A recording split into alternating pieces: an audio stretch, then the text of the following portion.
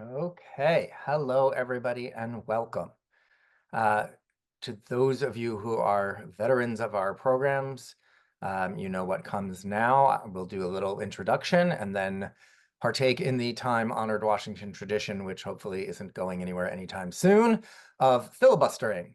Hello, welcome again. I'm Hadar Suskind. I'm the president and CEO of Americans for Peace Now. In just a moment, I will introduce our guest for the day. But as you know, it takes a moment for folks to make their way through the Zoom process. So we will just hold on and keep talking slowly for one more minute.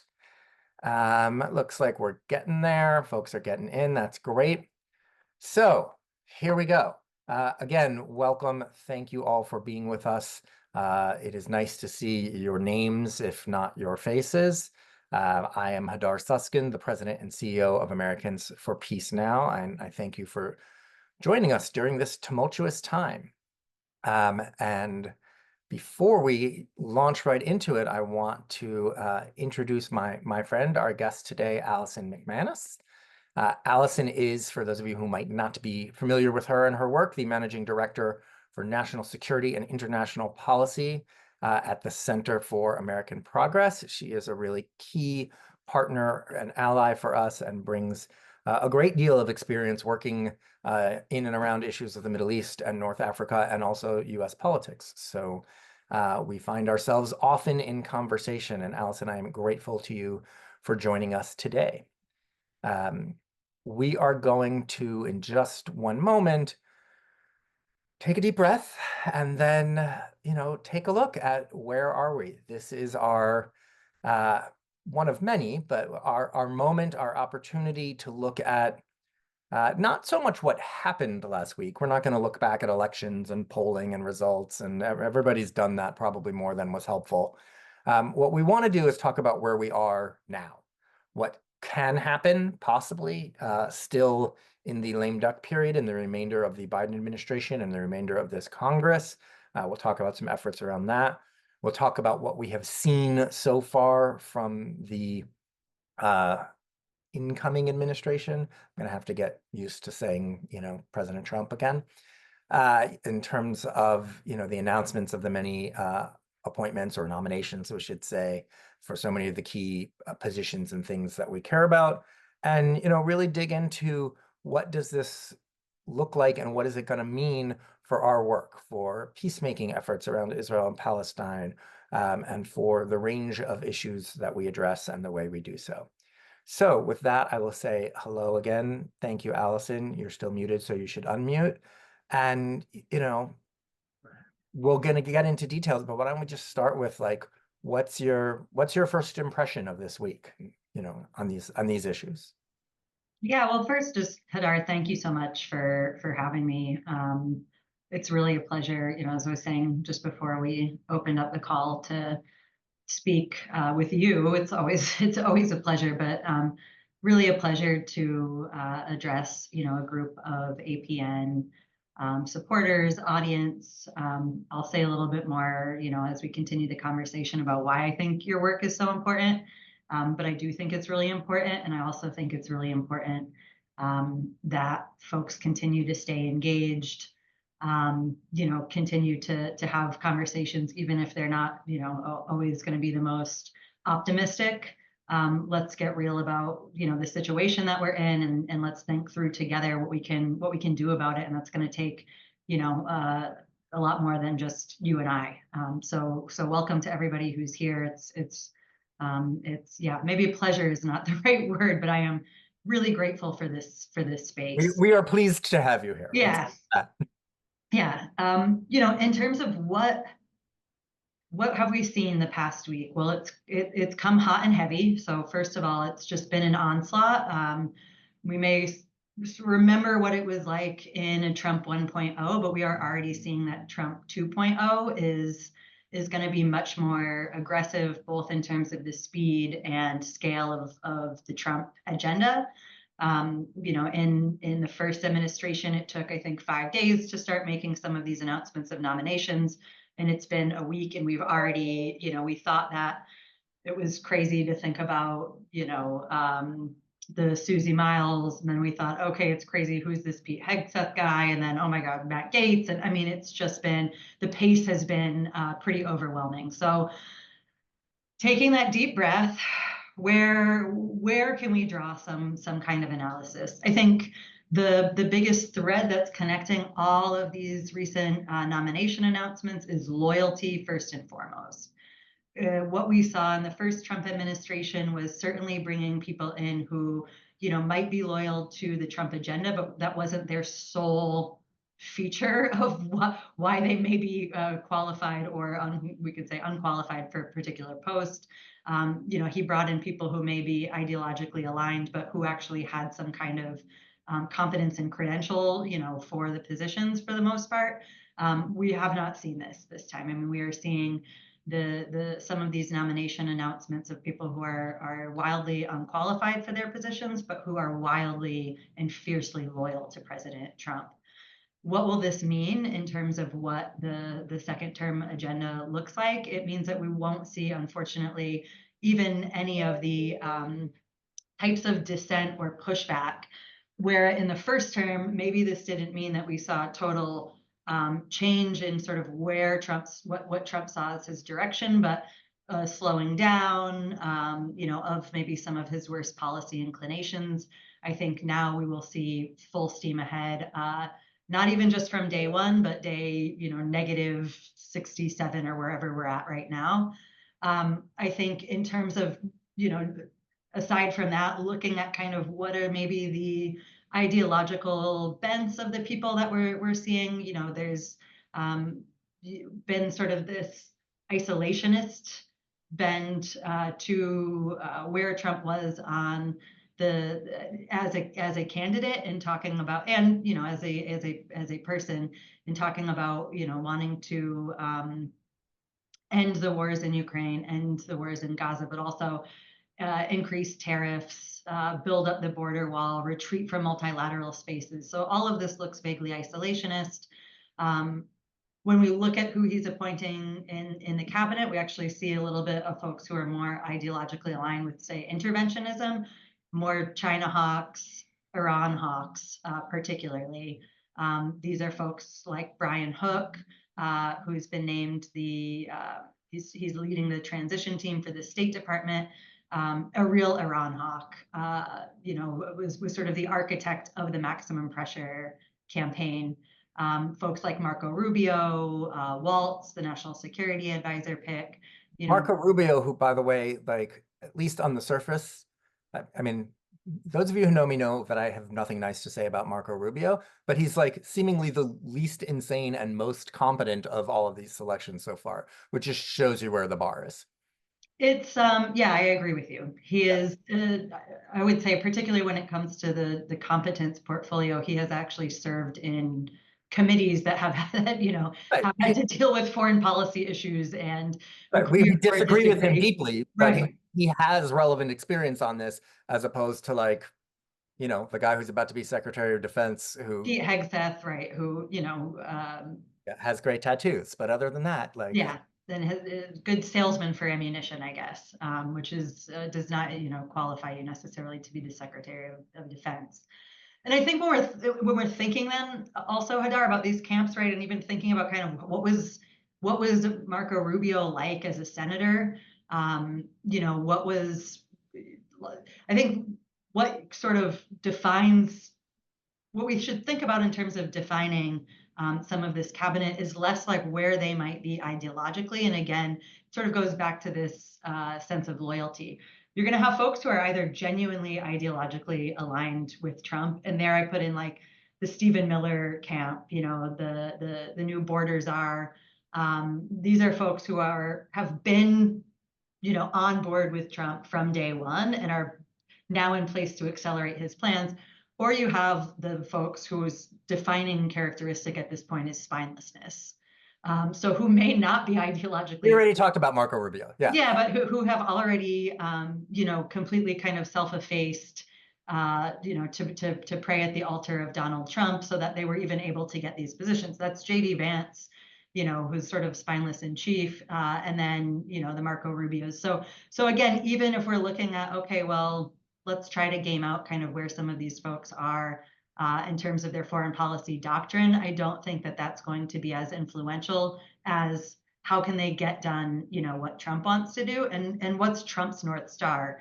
That's making a deal. And that's making a deal that's better than whatever deals were made by the administration before. And so, I know that this group is here because we're particularly interested in thinking about what this means in Israel and Palestine. He has been very clear that this is top of his agenda.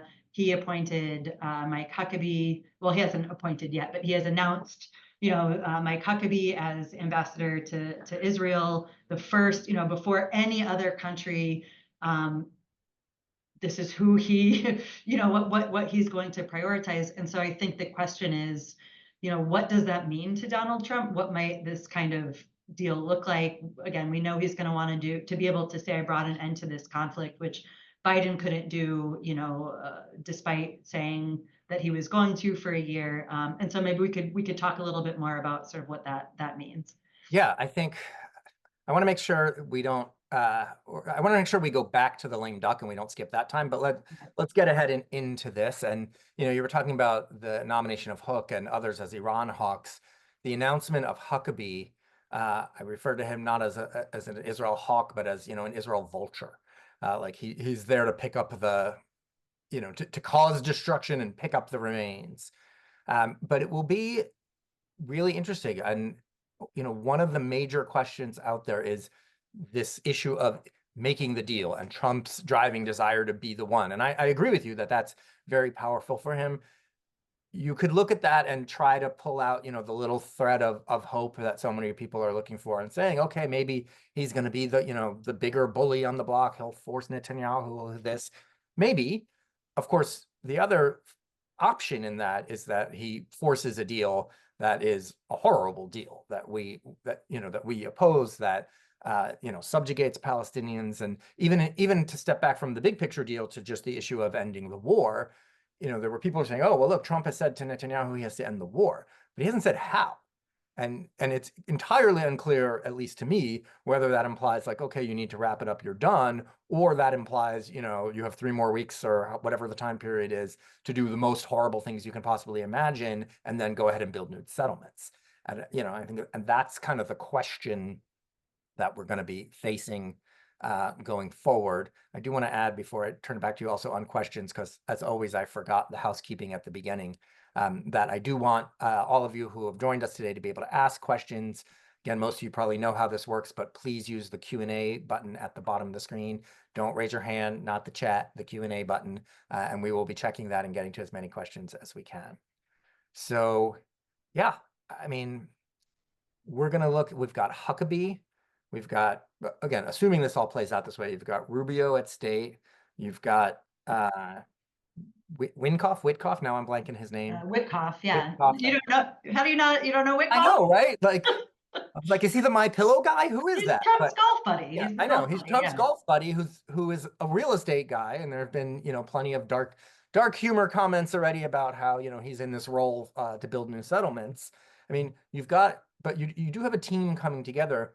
One of the questions a lot of people have been asking me, and I don't know the answer, so I'm going to ask you, is who do we think is in charge of Israel-Palestine policy? I think it's going to be Trump again for now. I mean, and this was also something that we saw in his first term. He wants a deal. He wanted the deal of the century, and now he's going to want, again, one, to be able to say that he's the guy who ended the war. This has been his whole thing on the campaign trail. And then I think we may have a return to deal of the century, or maybe it'll be like the deal of the millennium now. I don't know how we get bigger than that, right? But I do think, and let's be clear about what that means. That means Saudi normalization. It doesn't necessarily mean a Palestinian statehood. It means being able to say that he's the guy who normalized relations between Saudi Arabia and Israel. Does that completely foreclose, whether there's what that looks like? I think could still be an open question, but these I think are going to be 2 defining foreign policy objectives for Trump. What those look like will also fall to those around him. I mean, he doesn't necessarily have the chops to be able to outline kind of what the contours of that will be, and what be able to manage necessarily like what Netanyahu will want, et cetera. So I do think that's where we will see. I do not necessarily foresee the State Department playing a huge role in this. I mean, Trump's the whole project on government efficiency that he seems, to really buy into, that now is Vivek Ramaswamy and Elon Musk will be leading. We saw a light version of that with Rex Tillerson's, Rex Tillerson as Secretary of State. It was really about kind of gutting the State Department. So a lot of the bureaus were operating, by the end of the first 4 years at half capacity. Trump is not somebody who gives a good goddamn for diplomacy unless it's like him making the deal. So I do think a picture with a crystal ball, but yeah. Yeah, exactly. So there, I think, and I think we should be prepared for who are going to be those who are around him that may not be in official positions. I mean, I do think that we can sort of look to the cabinet. We can look to, the Witkoff. We could look to a Mike Huckabee, who will have roles, but also Jared Kushner is not going anywhere, even if he doesn't have a formal appointment. In terms of like what that deal could look like, and I think it's hard, Hadar, to separate. Again, this is why I'm like thinking about right now is day negative. I don't forget what it is, negative 65, 66. It's hard to separate this period from the lame duck because, and we can talk a little bit more about what might be possible, but we're in a context in which anything that a Biden administration does, we have to think about what the Trump administration is going to do right after. And so we're thinking about, what could or couldn't be rolled back, but also that like Trump is speaking with Netanyahu already. He is already, I mean, he has been already putting wheels in motion, right? So he, in some sense, is already governing, even though his official mandate hasn't started. So I think it's, there's some way that we can start seeing what he might be lining up. I mean, to me, what's the big questions. One, he's not said very much about the hostages. He has said he wants to push to get an end to the war, and he's gonna end the war, but he hasn't talked much about bringing hostages home. And so I think there's a question about where will Trump land on sort of what priority that is, because unfortunately, we've also seen for the Netanyahu government, they've made pretty clear that their intention is the Netanyahu and his right-wing coalition, their priority is no longer really to bring the hostages home, right? Even despite any rhetorical commitment to that, it's it's pretty clear at this point that is not what their main interest is. And so is that something that Trump will see as part and parcel of what this deal looks like and what it means for him to win and do the things Biden couldn't? Or is he going to just roll over and give Netanyahu what he wants?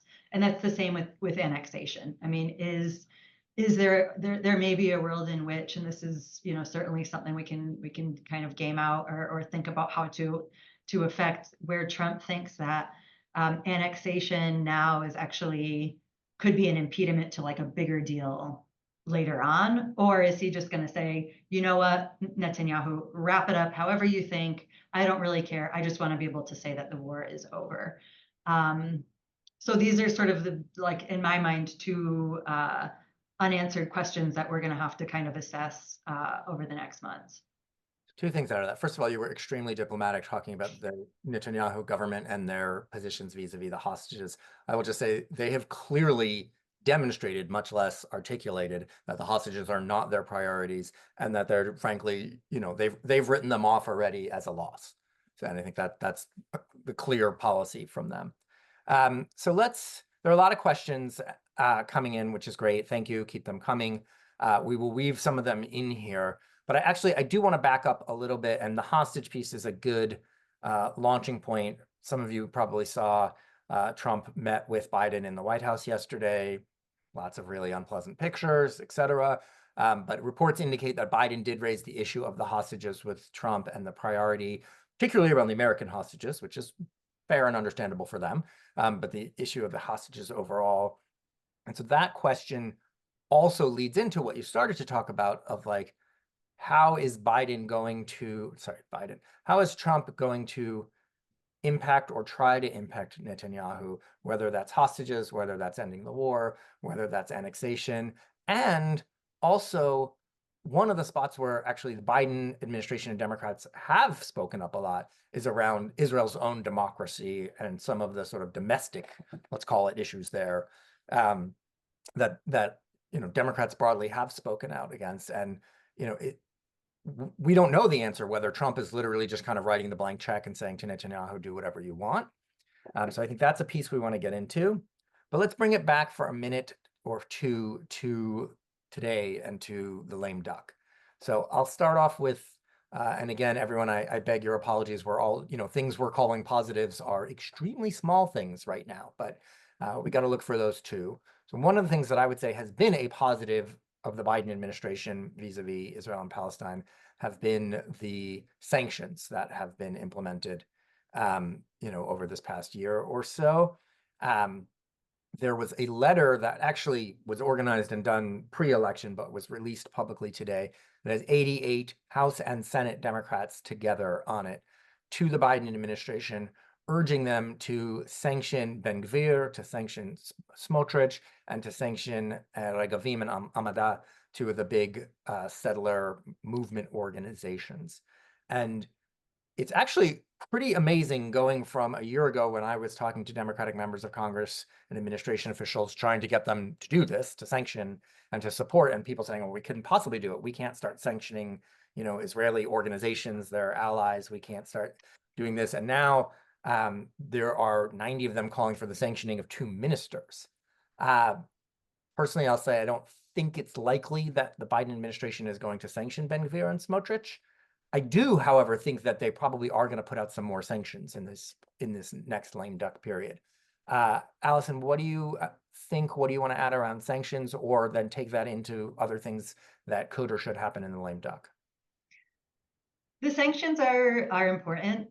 Let's not forget Biden did, issue this executive order that really broadened the sanctions authority. And I think to your point, Hadar, about like what feel like really pathetic wins, frankly, given the scale of suffering and security, that we see on the ground. Excuse me, that's suffering and insecurity that we see on the ground. Again, they feel insufficient, but are like monumental compared to what we could have hoped for, in the years that, you and I, and I'm sure many of this call have been engaged in activism or advocacy on this issue. So, I do want to say that is, we have seen progress there. I hope that we'll see more progress. I mean, we know that there are certain cases, not only with this new sanctions authority, but also with some of the Leahy law violations, some of the Israeli units that have committed human rights abuses that receive U.S. funding. Some of these cases are still open. And so in many of these instances, we know that the administration and the folks at the Department of State have been doing investigations, collecting evidence. And so some of these cases may just simply need to have a decision made. I'm with you. I don't know that we'll see that rise to the level of Smotrich and Ben Gvir. But I think what's important to keep in mind here with the sanctions, because they can be rolled back. A Trump administration can come in and decide to take these off, but that will need to be an affirmative decision that they make to do that. And they may say, oh, actually, again, this sort of works to our advantage in terms of trying to bring an end to the conflict or whatever, a future deal might look like. That's one. Two, it takes time. It will take time for them to go through, the paperwork. There may be, so they'll stick for a bit longer. And the other thing too to keep in mind is this sends a signal to many other, European allies who then can, can follow on and apply these sanctions in ways that may not be rolled back. So I think, while the effect may not be to the scale that we would want to see, these are worthwhile actions during the lame duck. These are absolutely within the realm of the possible. and so this is a set I think that we'd hope to see. I know that somebody asked in the Q&A about about weapons withholding. I would say that maybe as of a week or two ago, I was hopeful that there was a case that could be made, what we're on the other side of the election, to appeal to a Biden administration to say, like, this is your last shot if you want to get this deal done, or to just, leave, like, these are legacy moments for Joe Biden. That's all they have right now. This is all they have, right? I mean, to do the right thing, for whatever, from the most perverse to the most noble motivations, to just say, like, we're in this moment of absolute crisis when there is no political cost to Joe Biden. He's done. His career is over. There's no political cost to him. Do the right thing and hold some of these weapons. Don't need to do it in a way that's going to jeopardize Israel's security, but don't make things any easier for a Trump administration to come in and do all of the horrible stuff that we know that they're going to do. We saw that door open with this letter that Defense Secretary Austin and State Secretary Blinken sent to their counterparts saying, we're really concerned about the fact that you're not letting any aid into Gaza, and we have laws on the books that say we can't send you weapons. They gave a month deadline to say, you have to improve the humanitarian situation, or else. Also, that month deadline is not in the law, right? It's not in the law. They just kind of made it up. They were like, okay, you guys get 30 more days.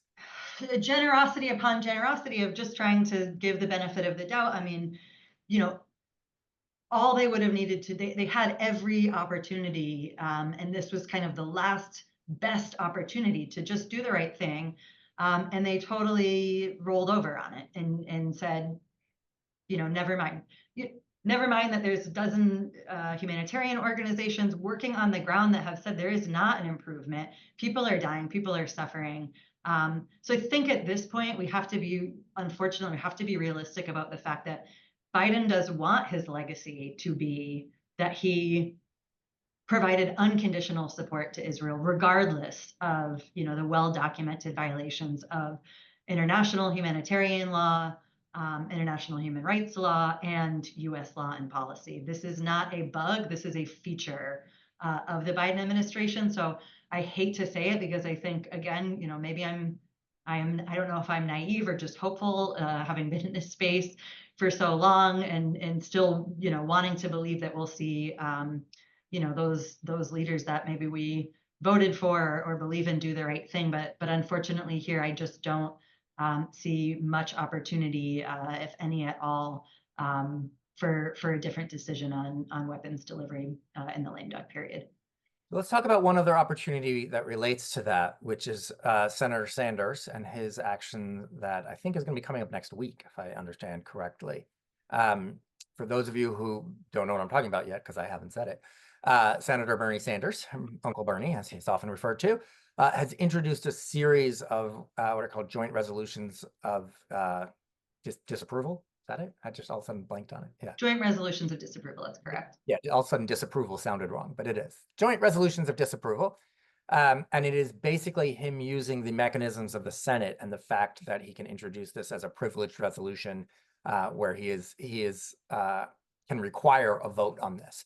And so this came up actually pre-election, where Senator Sanders was urging, again, for the kind of actions that we at APN and we right now have been talking about, for holding some weapons, halting the transfer of offensive weapons, varying things in that space, and arguing back and forth with the administration. And so what he did was introduce these resolutions, which again, through the process of the Senate, unlike in the House or other kinds of resolutions in the Senate where leadership can just bury them, he can get a vote on these. And he and his team made the decision to wait until after the election to do so. But now we are looking at votes on this next week. Just to be clear what our playing field is, right?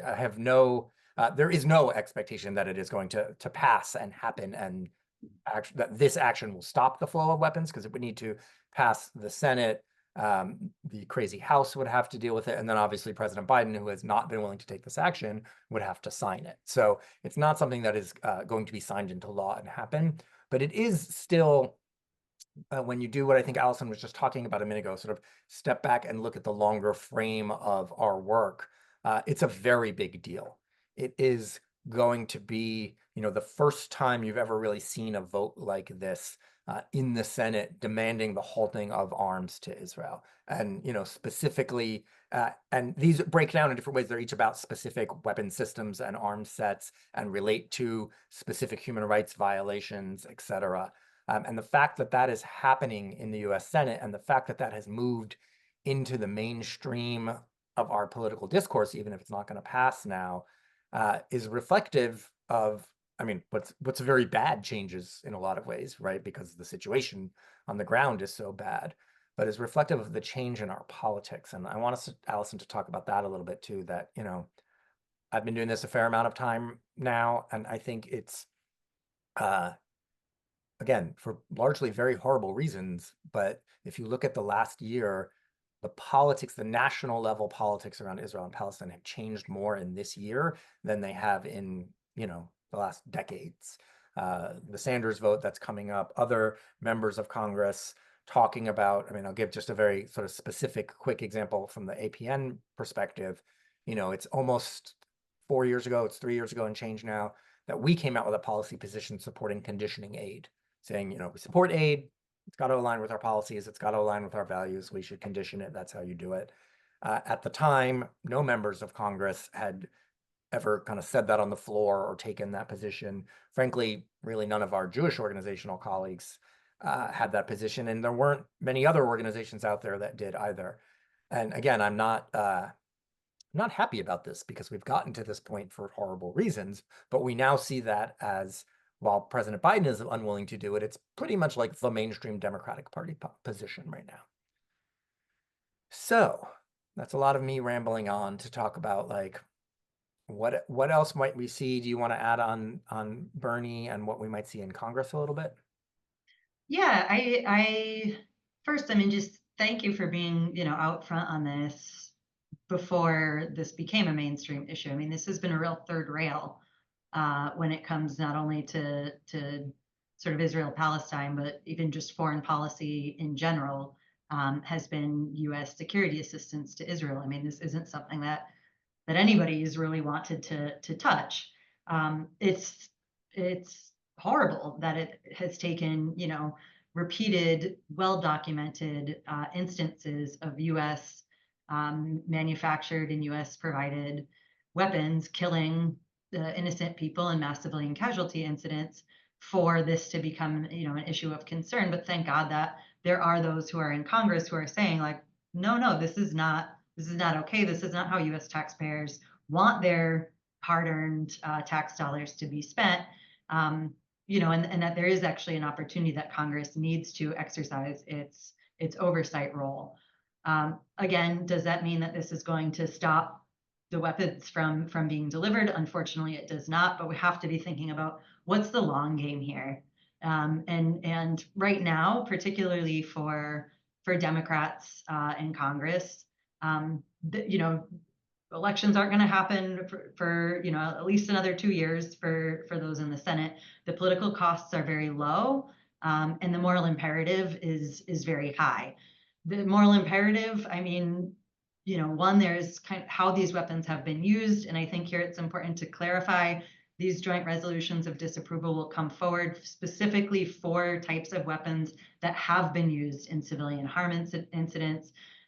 There were a bunch of different weapon sales that were announced in late August and early September. Some of which could be characterized as defensive or certainly non-lethal in nature, but some of which, like these 120 millimeter mortar shells, like these what are called JDAMs, which are sort of precision kits that you could put on missiles. We know that these have actually been used specifically to harm or to kill civilians. And so it is really important that we see senators, because senators go on the record and say, we are not okay with this. This isn't what, this does not advance our foreign policy. This doesn't make Israel any more safe. This doesn't advance the cause of Palestinians. And it's certainly not where Americans are at in terms of how our taxpayer dollars are used. So that's important. The other thing that's going to be important is, again, we know Donald Trump is coming into office, and while there may be a question about, how he might use security assistance in trying to secure a deal, we saw how President Trump behaved when the Saudis were carrying out their campaign in Yemen. The scale of civilian suffering at that time was even greater than what we see in Gaza. Also, humanitarian conditions that led to famine. Hundreds of thousands of people died, and Trump just kept the weapons flowing to the Saudis. He continued to bypass Congress. He used these emergency authorities, and so there is certainly a world in which we will need to see some continued opposition to those kind of policies. And if we don't see those in Congress willing to do that now, how could they be taken credibly when it comes time to do this in the next few years? So again, the more that we can get some of these elected officials to go on record with their positions to say this isn't okay, it's not okay morally, strategically, the more that this allows us to continue to build that momentum, to continue to build a movement for when we are in a position actually to have a bit more governing power and actually make tangible changes in the policy. And, just building off that, I mean, the reason we're talking about this longer frame and this longer window, I want to be clear, like, no one is ignoring the urgency of this moment, right? I mean, part of the horror of what is happening is that there is incredible urgency. There are people in largest numbers in Gaza, but also in Israel and also in Lebanon, dying and who are losing life every day, whose situation is getting worse and worse and worse every day. So this is not, I mean, something that I just personally am challenged with, right? I can sit here and talk about, okay, well, let's look at the long picture, but we know for a lot of people there is not going to be a long picture. But there's just the reality that, in terms of interaction with the US government, whether we're talking about the Biden administration right now or the incoming administration, they are not stopping that.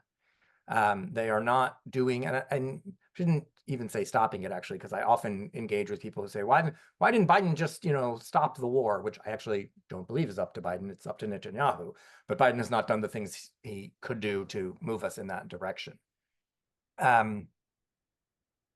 There was another thing that I was going to say, building off of what you just said, but now I don't remember what it is. So we'll see if we come back to that. The other piece, one of the other pieces I want to think about is, people talk about, okay, there's an ending the war deal that will come not soon enough, and we don't know what it will look like. But then also the West Bank, and you already mentioned the possibility of annexation. One of the big questions out there is, Netanyahu has not himself said we are moving forward to full annexation right now, recently. But some of his senior ministers, including Smotrich, the Minister of Occupation, have said so. And there's a feeling that they believe that, Trump is just going to say, okay, great, rock on, do what you guys want. And that we may be faced with full official annexation soon. And I guess, first of all, I'm just curious if you have thoughts, like whether you think Trump will go along with that or not. Or, I mean, you mentioned before, that will, of course, undermine, well, I was going to say, of course, maybe not, of course. I believe that undermines a picture of a bigger plan and Saudi normalization.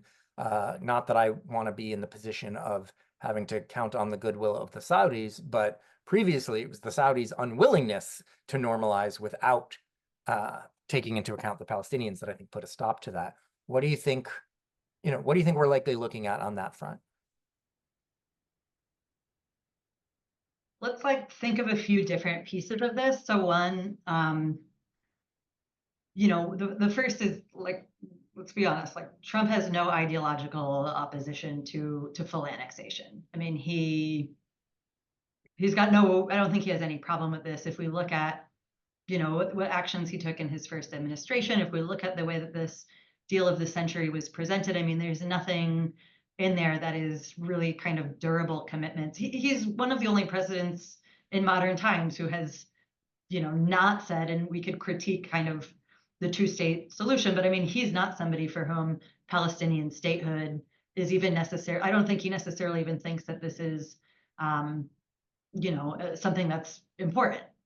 So, I'm not sure he believes that Palestinians are, real people. So I don't know how much he even thinks about any of that, but either way, I mean, he is not even rhetorically committed to a two-state solution. Not even rhetorically committed.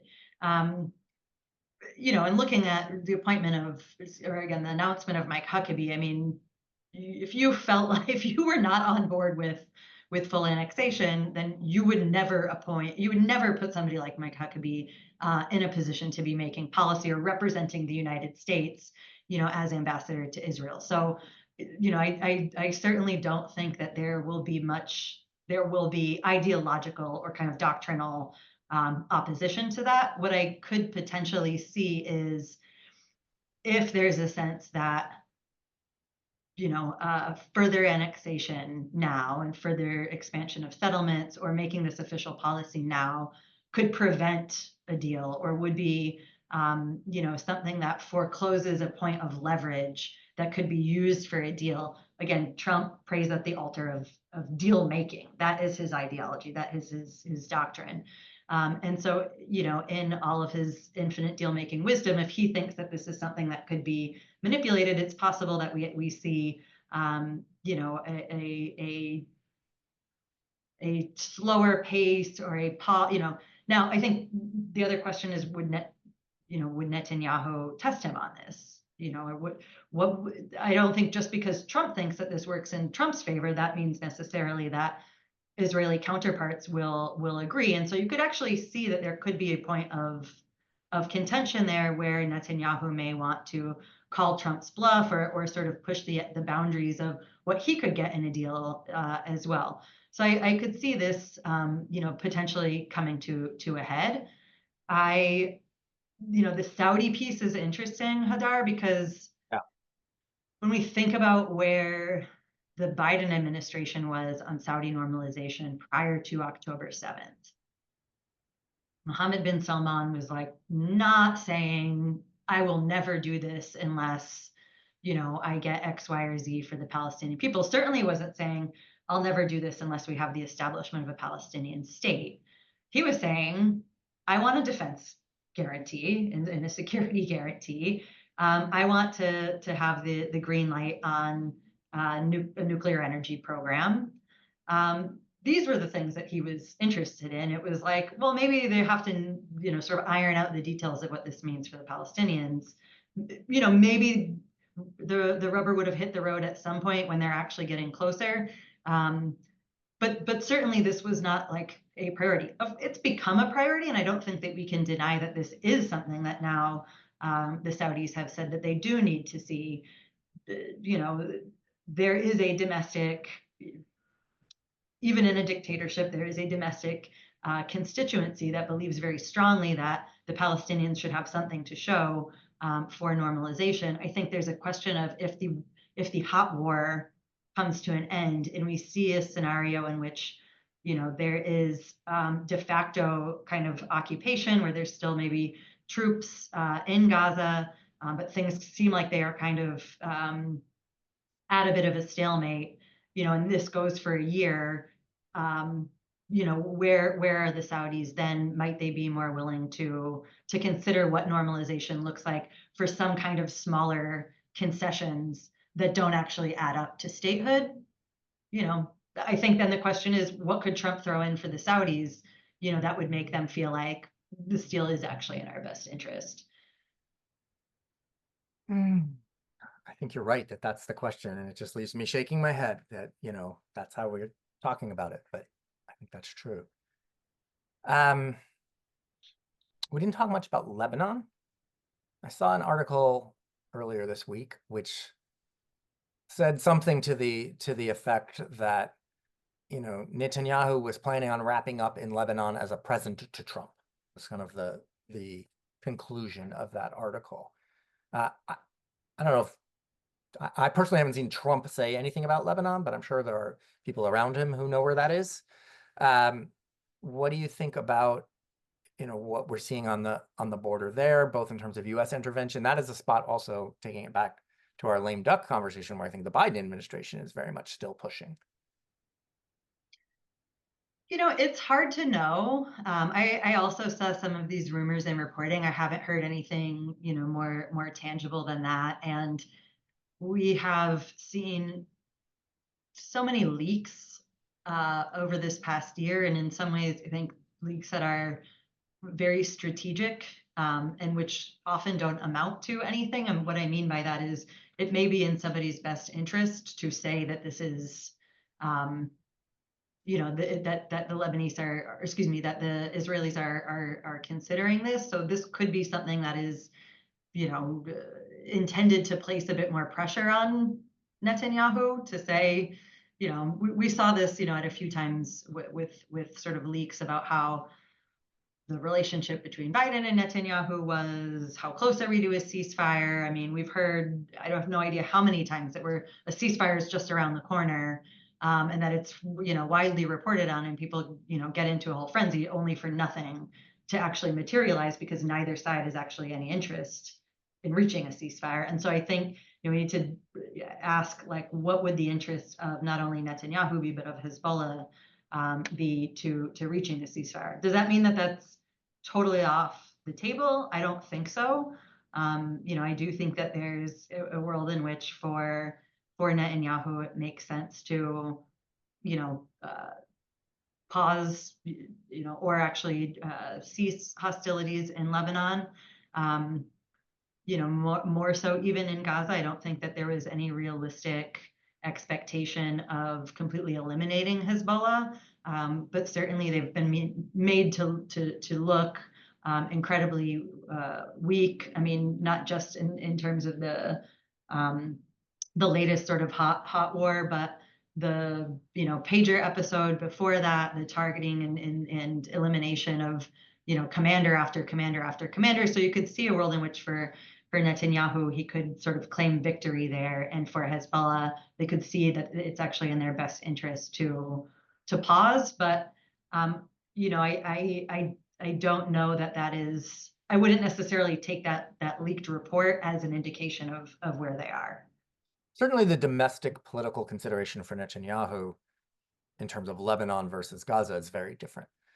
There was a much more broad support for action in Lebanon, because Israelis felt that, the whole north has been under bombardment.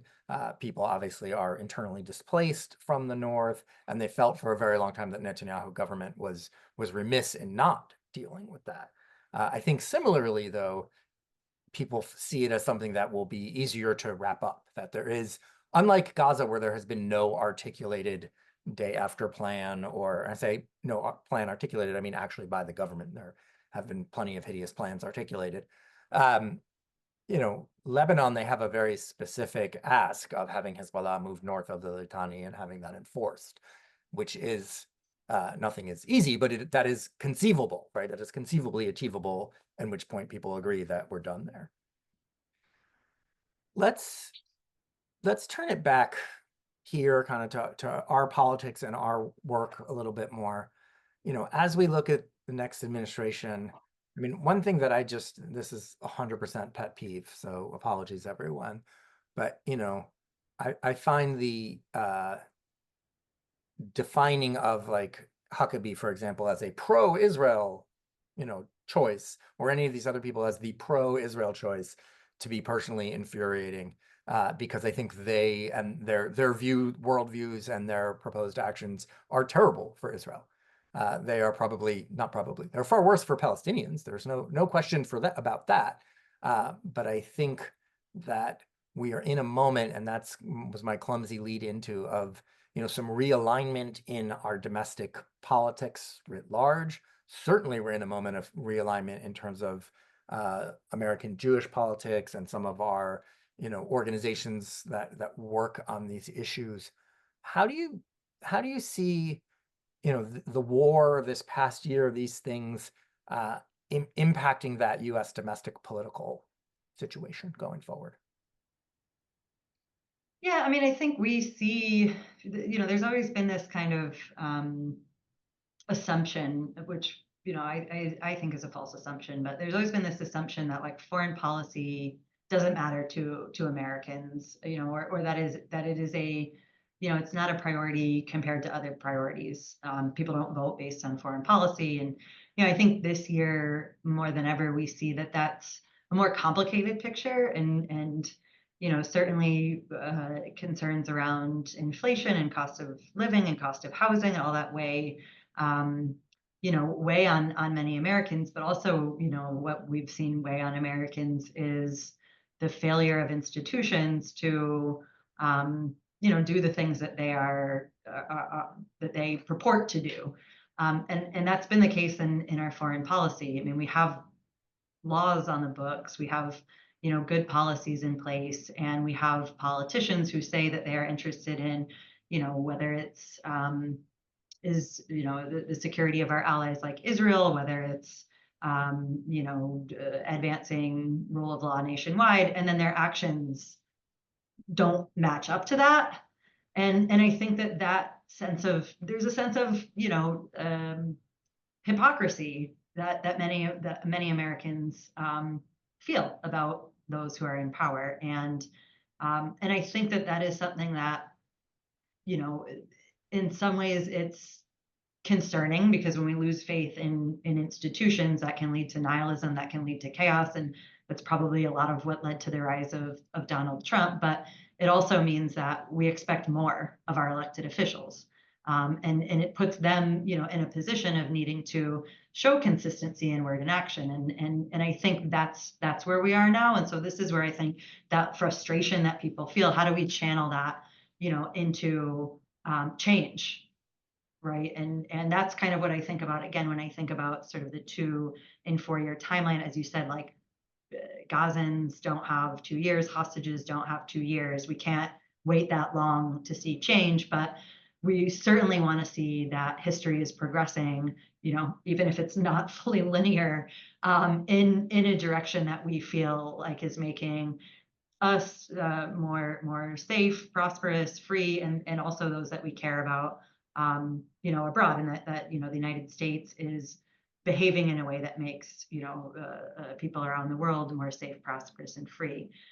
I know we don't have a ton of time left, so just as we're kind of thinking about that, I think for the folks who have taken the last hour to listen to us kind of talk through what this means, I think it's also worth considering, what are the things that we can do as U.S. citizens, as a community, what, and even those who may not be U.S. citizens. There's kind of two tracks that come to mind. One is really pushing on electeds. I mean, I know you have people in this call who may be in different places around the country. Some may have, Democratic or Republican representatives, senators. Regardless, like, reach out to them and let them know how you feel. They have to listen to your concerns. Maybe they're not up for reelection for a couple of years, but they've got folks that are in their offices who, will take your calls, will take your emails. We've got 2 opportunities coming up. One's going to be the JRD vote. Again, I don't have much hope that we'll see action from Republicans, but certainly to the extent that you live in a state with, Democratic representation in the Senate, let them know you think that they should go on record and say that it's not in Israel's best interest, and it's not in the best interest of Israelis or Palestinians to continue to send weapons that are being used to devastate Gaza. Let them know that position is something that is, where you are at. The other opportunity will be these confirmation hearings. Let's get Huckabee on record and ask him, you are viewed as somebody who's very pro-Israel. What is your interest in seeing full Israeli control over the West Bank, for instance? Let's get him on record, because we may have some concerns about the sort of religious doctrine in which that's rooted, in his penchant to see precipitation of the rapture. But let's get him on record for saying that. So to the extent that there are things that you want, does this mean that all of these confirmations don't go through, maybe not, but like let your elected officials hear what your concerns are about the people who are going to be making policy on your behalf. So that's one, like don't stop engaging, even if it feels like an uphill battle.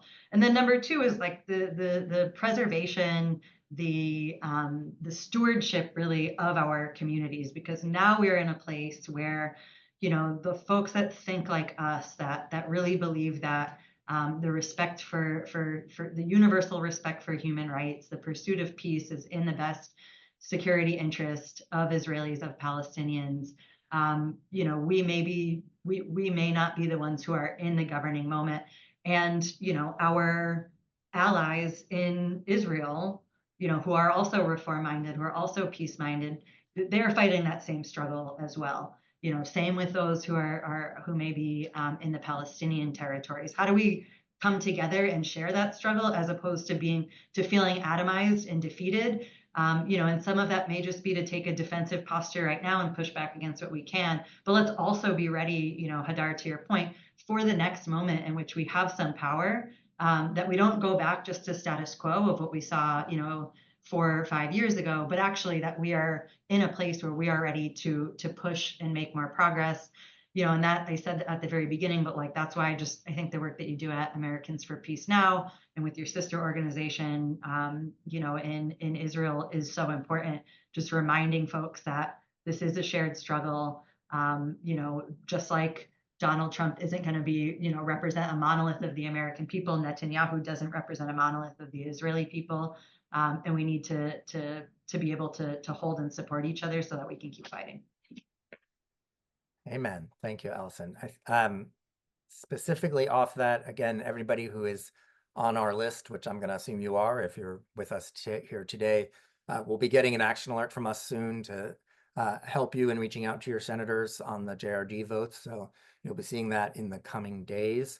And I want to say also, you know, if there are other things, if you want, again, some of you I know have these relationships and have experience in engaging with them. But if we can help you, if you want to start reaching out to your members of Congress, whether they are Democrats or Republicans, or they're going to vote the way you want or not, building those relationships and, like Allison said, having them hear from you is really important. So if that's something that you would like some support on, please reach out to us. We're happy to help. We're happy to give you the names and the emails and connect you and help you think through what it is you might want to say. You know, we've got a lot of work ahead of us, and we're going to have to buckle down and keep doing it and look for those opportunities. You know, all of us have been, let's call it, in opposition before. You know, we know there are things that there are things we aren't going to be able to stop, but there are things we're going to be able to stop and things we're going to be able to moderate, and hopefully some gains to be made. And we will do, Allison, we will take your advice and do what you said, and you know, continue to work with our Israeli colleagues and with Palestinian colleagues and anybody else around the US and around the globe that, you know, wants to stand together, wants to work for peace and justice and human rights, and we'll keep doing it. So thank you for being a partner. Thanks so much, Hadar, and thanks so much to everybody.